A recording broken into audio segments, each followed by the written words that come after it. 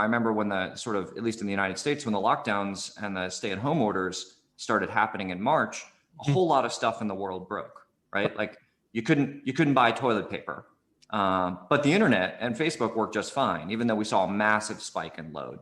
And that didn't just happen overnight. That was because of the last, decade and a half of technical infrastructure that had been built to sort of scale and survive lots of interesting new challenges.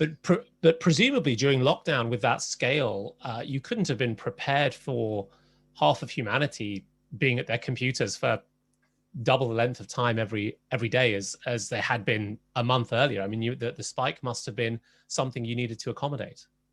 It was an intense time for sure. I mean, we don't have that level of reserve capacity. It's not, financially viable for us to have a whole bunch of machines sitting there waiting to be used. So we try to run at sort of a reasonable efficiency.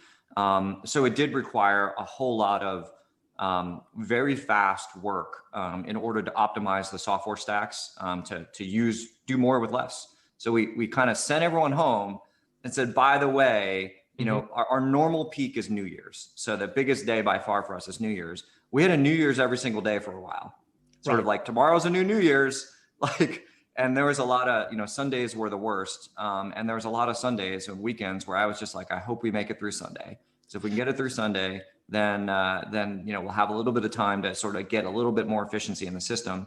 Because the other thing is, we're constantly building out more capacity. We're building buildings, racking servers. All that work had to stop for understandable reasons to keep people safe. So we were sort of frozen in time in our, physical capacity with a huge spike in demand and had to manage that all in software.